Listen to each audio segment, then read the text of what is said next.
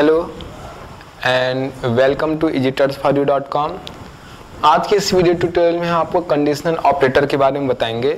जैसा कि हम serial wise decision making and branching को पढ़ रहे हैं, decision making and branching statement के अंदर हम इफ स्टेटमेंट को पढ़ चुके हैं, जिसमें कि simple if ills, nested if और लेडर इल्स इफ के बारे में आप पढ़ चुके हैं। आज डिसीजन मेकिंग एंड ब्रांचिंग में यूज होने वाले कंडीशनल ऑपरेटर स्टेटमेंट के बारे में आपको बताया जाएगा। तो हम स्टार्ट करते हैं।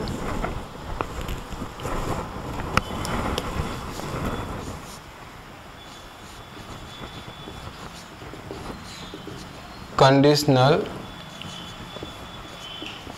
ऑपरेटर स्टेटमेंट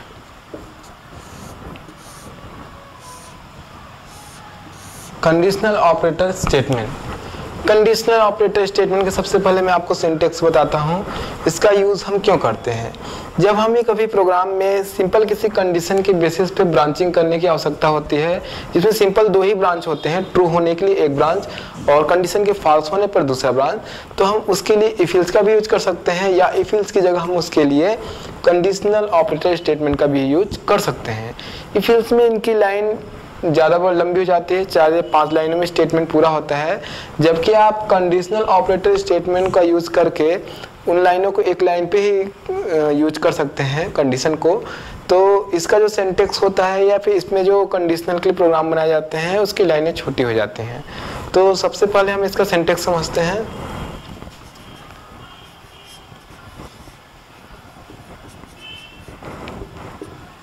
सिंटेक्स, इसके लिए सबसे पहले कंडीशन,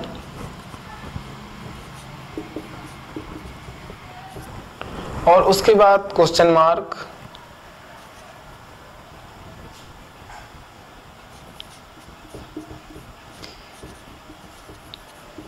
एक्सप्रेशन 1 और कोलोन के बाद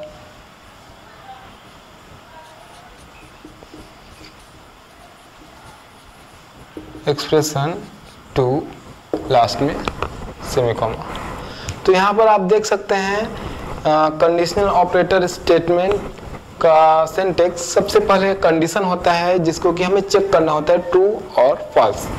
जब कंडीशन को चेक किया जाता है और कंडीशन अगर ट्रू होती है तो क्वेश्चन मार्क के बाद लिखे गए स्टेटमेंट यानी एक्सप्रेशन 1 एग्जीक्यूट होता है, और अगर ये कंडीशन गलत होता है तो फिर कोलोन के बाद लिखा हुआ एक्सप्रेशन या एक्सप्रेशन 2 रन होता है। तो यहाँ पर हम इसको दूसरे तरीके से भी समझ सकते हैं।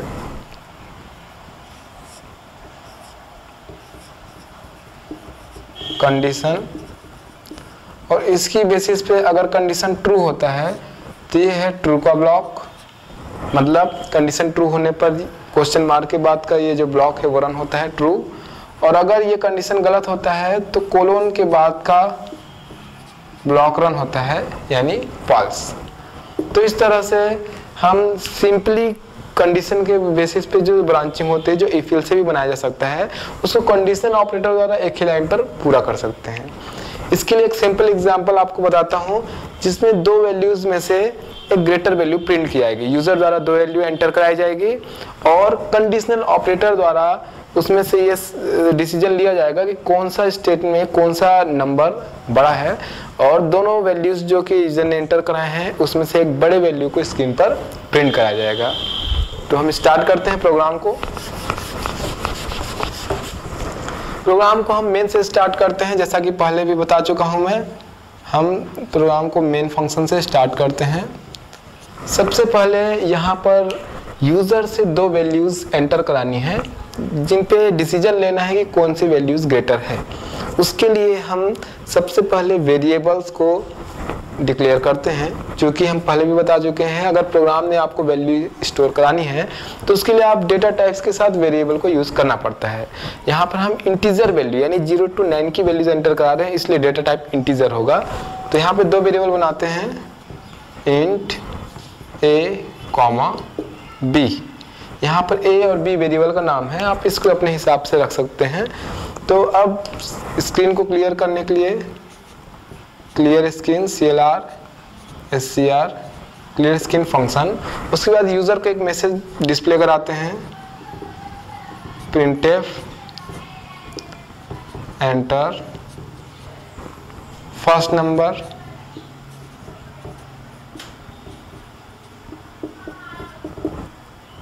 अब एंट्री लेने के लिए स्कैनएफ का यूज करते हैं इनपुट के लिए। स्कैनएफ %d कॉमा n%a जो फला एंटर करा जाएगा यूजर से वैल्यूज, उस पहली वैल्यू को हम ए वेरिएबल में स्टोर कर रहे हैं। उसके लिए हमने इंटीजर के लिए %d कॉमा n%a का यूज किया है। सेम इसी तरीके से दूसरी वैल्यू यूजर से एंटर कराते हैं। printf एंटर सेकेंड वैल्यू या सेकेंड नंबर, फिर स्कैनएफ कराते हैं। Scanf %d comma n%b। यहाँ पर अगर हम चाहते तो हम स्कैनएफ के द्वारा वो दो वैल्यूज को एक ही स्कैनएफ से भी एंटर करा सकते हैं। मैसेज देके कि एंटर 2 वैल्यूज और स्कैनएफ है %d comma n%a n comma n%b। तो आप अगर चाहे तो एक स्कैनएफ द्वारा ही दोनों वैल्यू एंटर करा सकते हैं, या इस तरह से अलग अलग वैल्यूज को मैसेज देकर अलग अलग स्टोर भी करा सकते हैं। तो इन लाइनों के बाद ए और बी में यूजर द्वारा दी गई वैल्यू स्टोर हो जाती है। फिर हम कंडीशनल ऑपरेटर स्टेटमेंट का यूज करते हैं ए और बी वैल्यू में से ग्रेटर वैल्यू प्रिंट कराने के लिए। तो हम दोनों वैल्यूज में से जो वैल्यूज बड़ी होगी उसको एक वेरिएबल में पहले स्टोर कराते हैं, उसके बाद वेरिएबल को प्रिंट कराते हैं। तो जो कि यहाँ पर दो वैल्यूज में से एक वैल्यूज की तुलना करके हम एक बड़ी वैल्यू रिटर्न करना चाहते हैं जिसको हम प्रिंट करा सकते हैं, तो उसके लिए एक एक्स्ट्रा वेरिएबल और मैं बना रहा हूँ जिसका नाम दे रहा हूँ c। तो इस तरीके से कॉमा c, ये एक्स्ट्रा वेरिएबल मैंने इसलिए बनाया ताकि ए और बी दोनों के कंपैरिजन के बाद जो वैल्यूज बड़ी होगी उसको मैं सी में स्टोर कराऊंगा और उसके बाद सी को प्रिंट कराऊंगा। इट मींस सी में हमेशा ग्रेटर वैल्यू स्टोर रहेगी जिसको हम प्रिंटफ द्वारा यूजर को प्रिंट करा सकते हैं। तो उसके लिए आप सिंटैक्स लिखते हैं, एक्सप्रेशन होगा c इज इक्वल, अब यहाँ पर कंडीशनल ऑपरेटर स्टेटमेंट यूज कर रहे हैं तो सबसे पहला सेंटेंस में था कंडीशन, तो हमारा कंडीशन है a is greater than b। हमारा कंडीशन है a is greater than b। अगर a b से बड़ा है तो फिर जब ये ट्रू होता है तो इसके लिए हम ट्रू का ब्लॉक लिखते हैं, क्वेश्चन मार्क के बाद लिखते हैं a। और अगर ये फॉल्स होता है, मतलब अगर a ग्रेटर होगा तो ये स्टेटमेंट या ये कंडीशन ट्रू होगी, तो क्वेश्चन मार्क के बाद a लिखा है, इट मींस c को असाइन होगा a, c is equal a assign होगा। अदरवाइज अगर a ग्रेटर नहीं होता b से तो ये अपने फॉल्स वाले ब्लॉक में आ जाएगा, मतलब कोलोन के बाद हम लिखते हैं b। तो अगर a b से ग्रेटर नहीं होगा तो b ग्रेटर होगा, तो ये अपने फॉल्स वाले ब्लॉक में आएगा और c को असाइन करेगा b।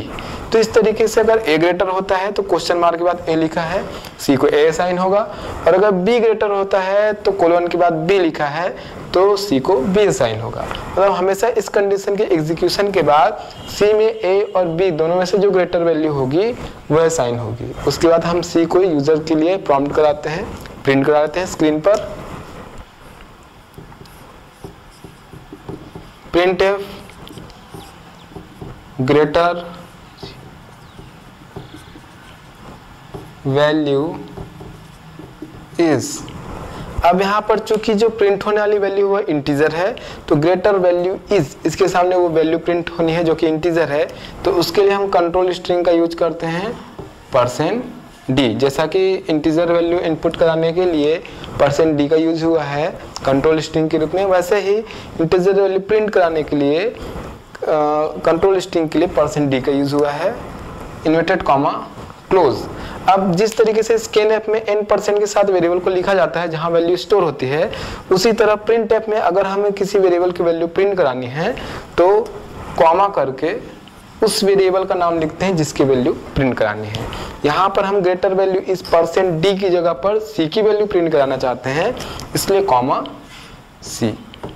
और ये लाइन क्लोज होता है। लास्ट में स्क्रीन को होल्ड करने के लिए हम लिखते हैं गेट ch और ये मेन का कर्ली ब्रेसेस क्लोज। इस तरीके से ये सिंपल प्रोग्राम है जो कि आपको कंडीशनल ऑपरेटर स्टेटमेंट के बारे में समझाता है। इस प्रोग्राम में सिंपली एक ही लाइन पे कंडीशनल ऑपरेटर स्टेटमेंट का यूज़ किया गया है। अगर ये प्रोग्राम इफ एल्स में बनता तो ये लाइन लंबी होती जिसमें इफ यूज होता, फिर कंडीशन, फिर स्टेटमेंट, फिर एल्स, फिर स्टेटमेंट। तो उन लाइनों को चूंकि एक ही कंडीशन की बेसिस पे हमको ट्रू या फॉल्स डिसाइड करना है तो उसके लिए सिंपली कंडीशनल स्टेटमेंट का यूज़ किया जा सकता है। ये भी डिसीजन मेकिंग एंड ब्रांचिंग का ही स्टेटमेंट है। तो आज के इस वीडियो ट्यूटोरियल में आपने कंडीशनल स्टेटमेंट के बारे में पढ़ा। अगले वीडियो ट्यूटोरियल में हम और भी जो ब्रांचिंग के स्टेटमेंट हैं जैसे स्विच हैं, गो टू हैं, उसके बारे में पढ़ेंगे। और अगर आपको हमारे वेबसाइट के लिए कोई सुझाव है तो आप हमें मेल कर सकते हैं। हम आपके द्वारा किए गए मेल पर विचार करेंगे और वो आवश्यक सुधार हमारी वेबसाइट में करेंगे। और अगर आप कोई प्रोग्राम के लिए हमसे चाहते हैं कि हम कोई प्रोग्राम आपके लिए बनाएं या फिर आपको समझाएं तो आप हमें मेल कर सकते हैं। और बाकी अदर्स वीडियो ट्यूटोरियल के लिए आप हमारी वेबसाइट पे लॉग इन कर सकते हैं। तब तक के लिए बाय।